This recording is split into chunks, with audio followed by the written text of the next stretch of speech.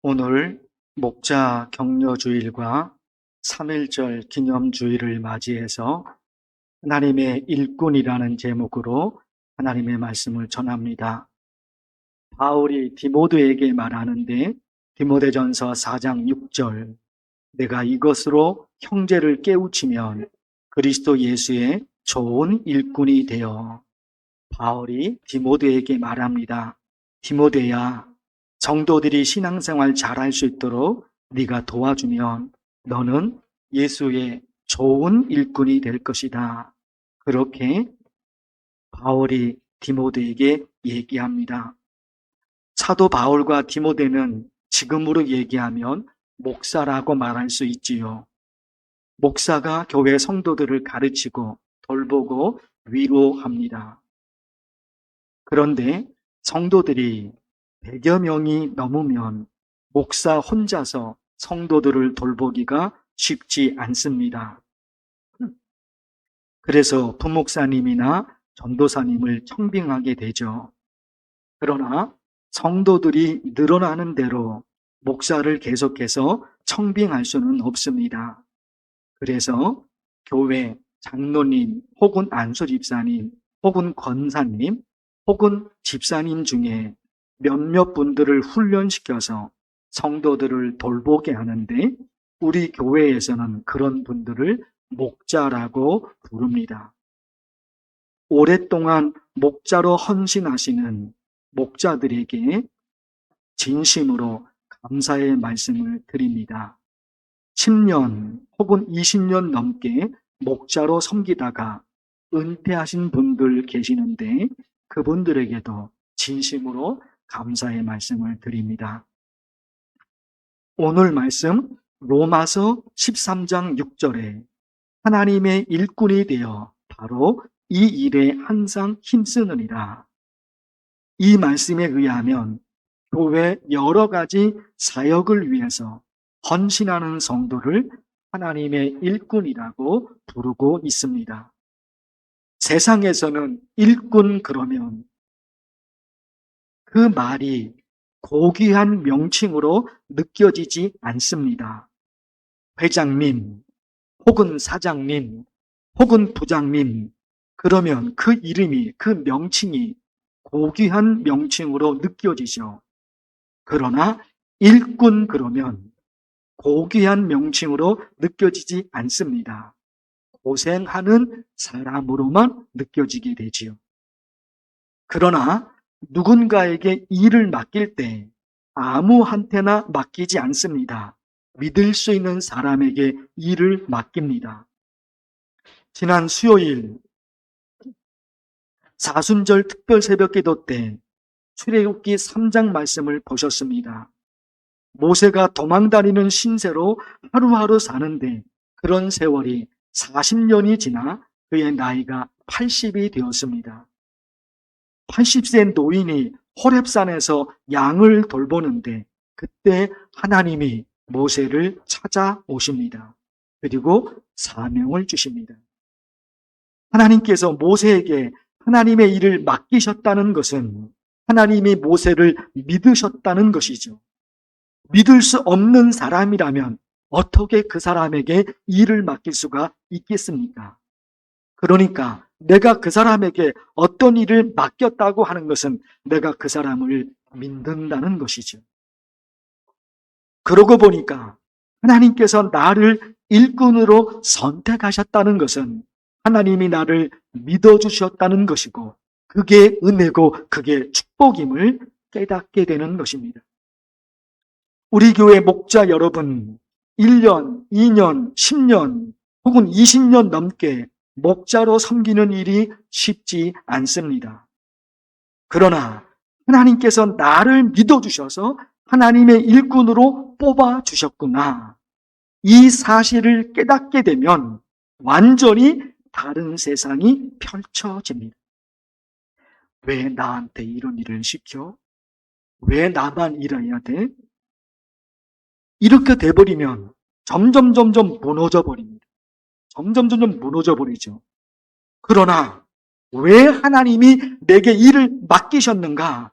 나를 괴롭히려고 내게 일을 맡기신 것이 아니라 그 하나님이 나를 믿어주셔서, 그 하나님이 나를 믿어주셔서 나 같은 사람이 뭐라고, 아무런 능력이 없는데, 재주도 없고 할 수 있는 일이 없는데 나 같은 사람이 뭐라고 하나님이 나를 하나님의 일꾼으로 뽑아주셨을까? 그걸 깨닫게 되면 세상이 달라져요. 완전히 다른 세상이 펼쳐집니다. 사람들이 나를 믿지 못해서 나한테 아무것도 맡기지 않으면 나라는 존재는 어떻게 되는 걸까요? 사람들이 나에게 이런 일 저런 일 시키지 않으니까 편할 수가 있겠죠. 그러나 그게 전부냐 하는 겁니다. 나라는 존재는 어떻게 됩니까? 나를 찾아주는 사람, 나에게 무엇인가를 부탁하려고 하는 사람이 단 한 명도 없어요. 나라는 존재는 어떻게 되는 걸까? 너무너무 슬프죠. 그러기에 하나님께서 나를 하나님의 일꾼으로 뽑아주셨다는 것이 최고의 은혜이며 최고의 축복인 것입니다. 우리 교회 현재 목자가 몇 명 부족해서 저를 포함해서 2분 목사님들도 목자로 각각 몇 개 목장을 맡고 있습니다. 목자로 혹은 다른 일로 자원하는 성도들이 많이 계시면 너무너무 좋겠는데 하나님의 일을 감당했던 사람들을 찾아보니까 3가지 경우가 있더라고요. 첫째는 이사야 6장에 하나님께서 말씀하셔요. 잘 들어보십시오. 하나님이 말씀하셔요. 내가 누구를 보내며 누가 우리를 위하여 갈고 그러십니다. 그 현장에 누가 있느냐? 이사야가 있습니다. 그 현장에 이사야가 있습니다.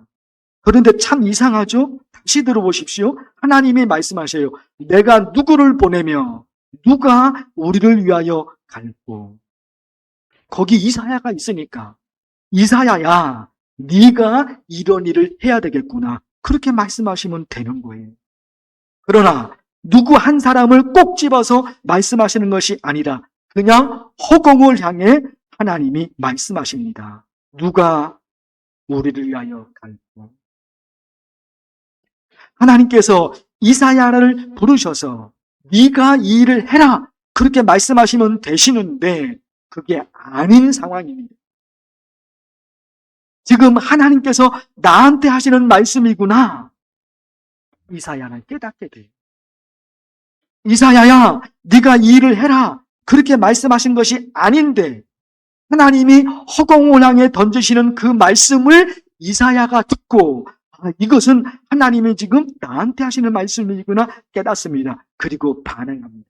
그 유명한 이사야의 고백. 내가 여기 있나이다. 내가 여기 있나이다. 아무런 능력이 없는 나인데 아무런 재주감이 없는 나인데 하나님이 나에게 일을 주신다면 내가 해보겠습니다. 이사야가 그럽니다. 2번째 경우가 있습니다. 여호수아 14장에 보면 이스라엘 백성들이 가나안 땅을 정복하는데 헤브론 지역이 정복하기에 아주 어려운 지역이었습니다. 거기에는 강한 민족 아낙 자손이 있었기 때문에 절대로 정복하기가 어려워요. 그러다 보니까 제가 그 지역을 정복하겠습니다. 나서는 사람이 아무도 없어요. 그러나 그때 85세 할아버지 갈렙이 자기가 가겠다고 합니다. 그 유명한 갈렙의 고백. 이 산지를 내게 주소서. 85세 할아버지. 거기 아낙 자손이 있습니다. 누구도 이길 수가 없는 거예요. 거기 가면 지는 겁니다. 자기 생명이 어떻게 될지도 모릅니다. 그러니까 아무도 안 가잖아요. 그런데 그 85세 갈렙이 하나님의 말씀을 듣고 이것은 내가 해야 되겠구나. 그리고 가장 어려운 그 지역을 향해 갈렙은 갔습니다.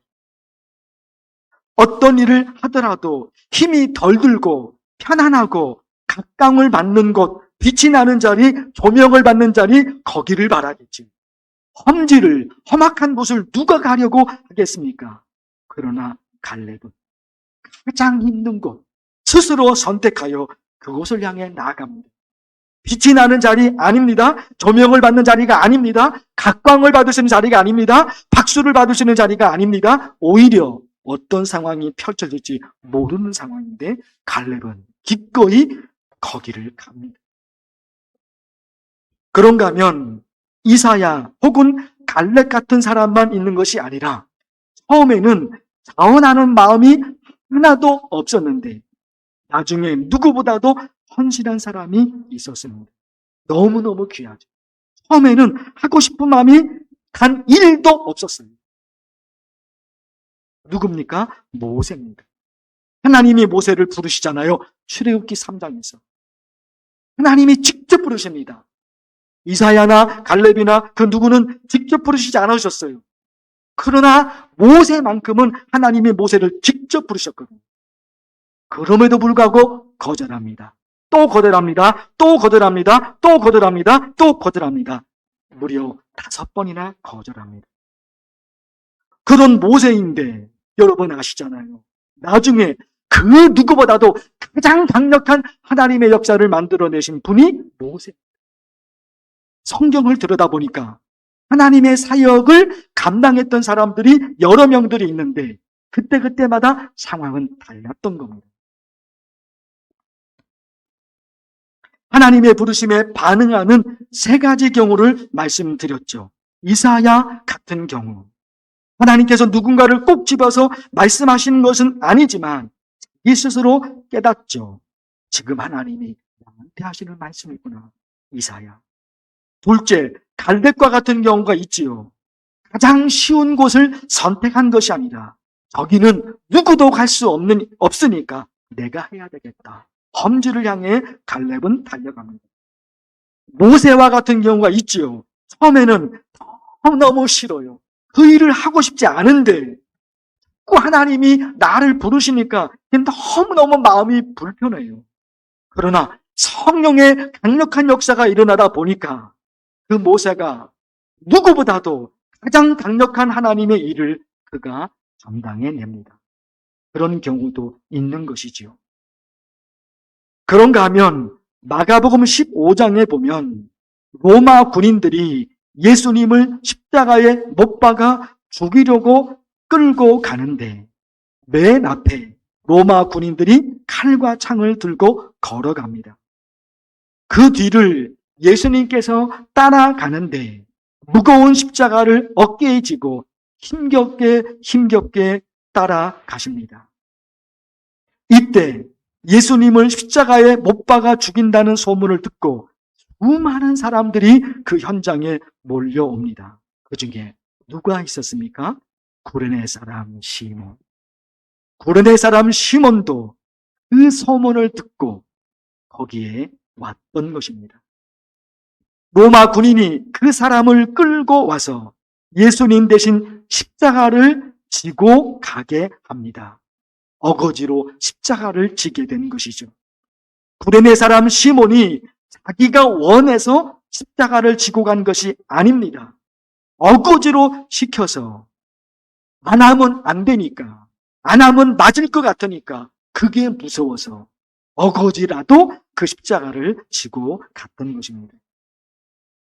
자기는 아무 생각 없이 구경만 하고 있었는데 자기 의지와는 관계없이 십자가를 지게 된 것이죠. 억울한 면이 너무너무 많습니다. 그러나 자기 의지와는 관계없이 억지로 십자가를 졌는데 나중에 어떤 일이 일어납니까? 자기도 예수님을 믿고 두 아들 그리고 아내가 진실한 하나님의 사람이 이건 또 뭐냐? 자원한 것도 아니고 거절하고 그래서 돌아선 것도 아니에요. 끝까지 거절하고 근데 어거지로 십자가를 지고 간 거예요. 어거지로 시켜서 그 사람 뭐에 써먹을 수가 있을까요? 그런데 구레네 사람 시몬은 어찌되든지 간에 하나님의 은혜가 거기에 임했어. 거기에 임한 군. 어쩔 수 없이 그 십자가를 지게 되었는데 그가 예수님을 두 아들이 그리고 아내가 신실한 하나님의 사람으로 돼. 어떻게 이런 일이 일어날 수 있을까? 일어날 수 있어. 일어날 수 있어. 사랑하는 만나교회 목자 여러분, 그리고 성도 여러분, 이사야 선지자와 같은 경우가 있습니다. 하나님이 이사야 이름을 부르면서 꼭 집어서 이사야를 불러낸 것은 아니지만 하나님이 허공을 향해 누가 우리를 위하여 갈고 그렇게 하나님이 말씀하셨는데 이사야 같은 경우는 자기 마음속에 깨달음이 온 겁니다. 이것은 하나님이 나를 부르시는 음성입니다. 이것은 하나님이 다른 사람을 부르는 음성이 아니라 이것은 하나님이 나를 부르시는 음성입니다. 이사야는 그렇게 깨닫습니다. 갈렙과 같은 경우가 있죠. 너무나 귀하죠. 일을 하더라도 사명을 감당하더라도 조금 더 편안한 곳, 많이 각광을 받는 곳, 빛이 나는 곳, 모든 집중이 나한테 쏠리는 곳, 그런 곳에 가려고 하겠죠. 그러나 갈렙은 아닙니다. 그게 중요한 것이 아니라 가장 어려운 장소이기에 아무도 못 가는데 그 누구도 각광받지 못한 그곳에 갈렙은 갑니다. 모세와 같은 경우도 있지요. 너무너무 하기 싫어서 거절하잖아. 정말로 하기 싫어서 거절하잖아. 그러나 조금씩 시간은 걸렸지만 조금씩 그의 마음이 누그러집니다. 그리고 마침내 그 누구보다도 가장 강력한 역사를 만들어냅니다. 더불어 맨 마지막 구레네 사람 시몬과 같은 경우가 있습니다. 어거지로, 정말로 어거지로. 뭔가 깨달음이 있어서 그 십자가를 지고 간 것이 아니죠. 그럼에도 불구하고 그렇게 십자가를 지고 갔는데 하나님이 그런 은혜를 주셔. 자기도 예수님을 믿고 두 아들과 아내가 예수님을 믿을 수 있도록 그런 은혜를 주십니다. 사랑하는 성도 여러분, 저와 여러분은 어디에 속해 있습니까? 이사야와 같습니까? 아니면 갈렙과 같습니까? 아니면 모세와 같습니까? 아니면 구레네 사람 시몬과 같습니까? 이것도 아니고 저것도 아니면 여러분은 어디에 속해 있으십니까? 기도합니다. 하나님 아버지, 하나님의 부르심을 받아 기꺼이 하나님의 일을 감당하는 하나님의 일꾼들이 있습니다. 일꾼, 그 명칭이 명예로운 명칭은 아니지요. 그러나 그 앞에 하나님의 일꾼 이렇게 연결시키니까 그 누구보다도, 그 어떤 사람보다도, 그 어떤 사역보다도 정말로 귀중한 하나님의 일입니다. 이 사명을 감당하는 만나교회의 성도들, 하나님께서 기억해 주시옵시고 하나님의 이루어 주시고 격려해 주시고 그 사명, 목자의 사명을 감당할 때마다 하나님의 은혜와 하나님의 축복이 넘치게 하여 주옵소서. 예수님의 이름으로 기도하옵나이다. 아멘.